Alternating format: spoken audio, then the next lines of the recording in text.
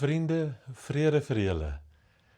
Ons lees in Lukas 8 vanaf vers 43 tot en met vers 48.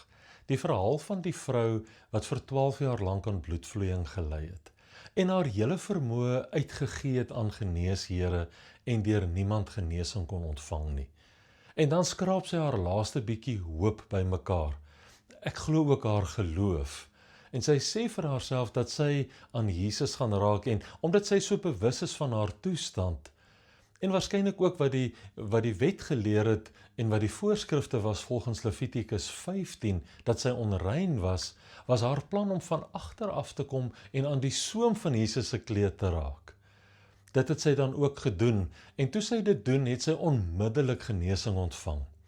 Jesus gaan staan egter stil en hy vra, wie het aan my geraak? En toe niemand hom of haarself bekend maak of sê dit was ek gewees nie, sê Petrus so impulsief en voortvarend soos hy is, Here, die skare druk en verdring u en u wil weet wie het aan my geraak. Jesus antwoord dan en hy sê, iemand het aan my geraak want ek het gevoel dat daar krag van my uitgegaan het. Toe hierdie vrou, wat vir 12 jaar lank aan die kwaal gely het, en deur niemand genesing kon ontvang nie, merk dat sy nie verborge gebly het nie, en haarself openbaar, en vir Jesus en vir almal vertel, wat die kwaal was waaraan sy gely het, en wat sy gedoen het, en hoe sy genesing ontvang het, sê Jesus hierdie kosbare woorde, dogter, hou goeie moed, jou geloof het jou gered. Vriende, sommer so uit die hart, uit die mond uit. Jesus het 'n mooi manier gehad om met mense te werk. En steeds vandag is dit so. Jesus het 'n mooi manier om met mense te werk. Wanneer ek hierdie verhaal lees van hierdie vrou wat vir 12 jaar lank aan bloedvloeiing gely het en deur geen geneesheer genees kon word nie en tog haar genesing by Jesus ontvang het. En die trauma wat hom afgespeel het, hierdie spanning wat daar was in hierdie verhaal, toe sy haarself moes bekend maak dat dit sy was wat aan Jesus geraak het, sy wat 'n onreine vrou was, aan Jesus geraak het.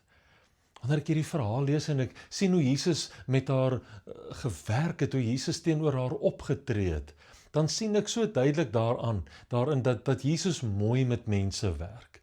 Maar ek merk ook op dat Jesus haar nie net genees het nie. Jesus het verder gegaan. Jesus Christus het haar ook van verwerping genees. Van daardie etiket wat sy dalk om haar eie nek gehang het. Ja, ook die genesing van die snedige opmerkings en die neerhalende manier hoe mense dalk met haar gewerk het, oor haar gepraat het en met haar gepraat het.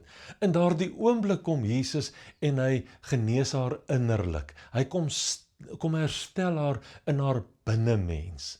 Is dit nie mooi hoe Jesus met ons werk nie? Hy doen 'n deeglike werk en hy herstel ons in die oë van die gemeenskap. Omdat hy woorde spreek wat lewe gee, omdat hy woorde spreek wat restoreer en wat herstel.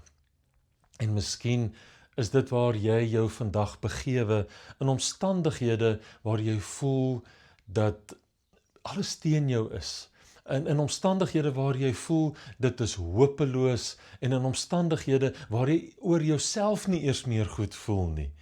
Hoor vandag, Jesus het 'n mooi manier om met mense te werk. Wil jy nie vandag jou laaste bietjie moed bymekaar skraap om na Jesus toe te gaan nie en dan beleef hoe Jesus jou in jou innerlike mens herstel, hoe hy jou waardigheid herstel, hoe hy jou voor mense herstel, net hy kan dit doen. En daarom wil ek jou aanmoedig, neem jou toevlug na Jesus toe. Sommer so uit die hart, uit die mond uit. Vrede vir jou.